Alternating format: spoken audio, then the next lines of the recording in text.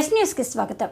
రాష్ట్ర ముఖ్యమంత్రి యనమల రేవంత్ రెడ్డి రాష్ట్ర చిహ్నంలో కాకతీయుల కళాతోరణం చార్మినార్ తొలగించడంపై నిర్ణయాన్ని రద్దు చేసుకోవాలని కాకతీయ యూనివర్సిటీ పరిశోధక విద్యార్థి కత్తెరపల్లి దామోదర్ కోరారు. ఈ సందర్భంగా మాట్లాడుతూ మధ్యయుగానికి సంబంధించిన కాకతీయుల మహా సామ్రాజ్యం శాతవాహనుల తర్వాత తెలుగు ప్రజలను, తెలుగు ప్రాంతాన్ని ఏకం చేసి గొప్ప సామ్రాజ్యంగా విరాజిల్లింది అని చరిత్ర చెబుతుంది. నేటికి మనం కనిపిస్తున్నటువంటి గొలుసు కట్టు చెరువులు, గుళ్ళు, గోపురాలు అద్భుతమైన శిల్ప సంపద అందించిన కాకతీయుల వారసత్వానికి చిహ్నమైనటువంటి కళాతోరణాన్ని తొలగించడం పట్ల విద్యార్థులు, యువకులు, మేధావులుగా ఖండిస్తున్నామన్నారు. తెలంగాణ రాష్ట్ర ముఖ్యమంత్రి శ్రీ యనమల రేవంత్ రెడ్డి గారి తీసుకున్న నిర్ణయం తెలంగాణ రాష్ట్ర చిహ్నమైనటువంటి కాకతీయుల కళాతోరణము మరియు చార్మినారు వీటిని తొలగిస్తూ నిర్ణయం తీసుకోవడాన్ని మేము వరంగల్ ప్రజలుగా, కాకతీయ యూనివర్సిటీ విద్యార్థులుగా మరి ఖండిస్తూ ఉన్నాం.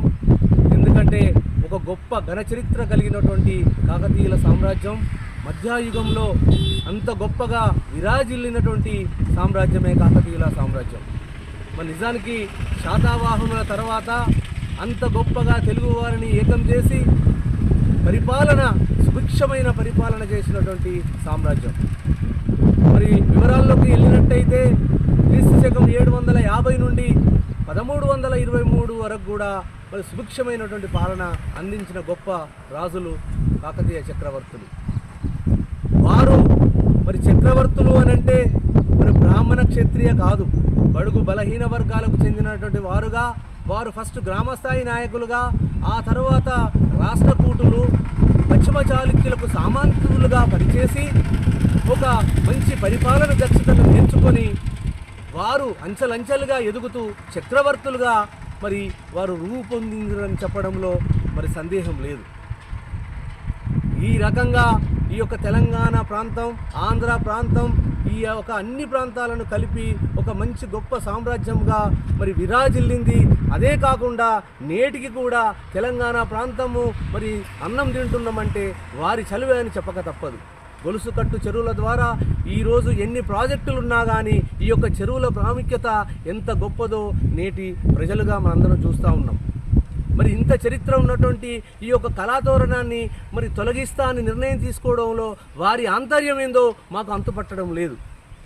ఆ ఒక కళాతోరణం ఉండడం వల్ల మీకు అయ్యేటువంటి నష్టం ఏంటి అని ఈరోజు మేమందరం కూడా ప్రశ్నిస్తూ ఉన్నాం. మరి కాకతీయుల కళాతోరణము ఒక తెలంగాణే కాదు, ఈ యావత్తు ఈ యొక్క తెలుగు గడ్డ యొక్క ఆత్మగా, ఆ ఒక ప్రతీకగా మేము గుర్తిస్తూ ఉన్నాం. చూడండి, ఏడు కుంభాలు ఉంటాయి.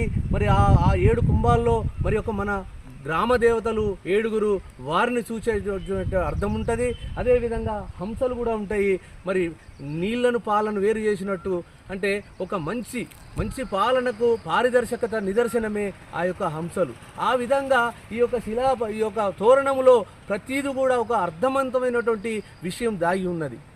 ఇంత గొప్ప కళాత్మకమైనటువంటి ఈ యొక్క కళాతోరణాన్ని తొలగించడము అనేది ఇకనైనా మరి రేవంత్ రెడ్డి గారు మీరు నిర్ణయాన్ని మార్చుకోక తప్పదని చెప్పేసి మేము హెచ్చరిస్తూ ఉన్నాం.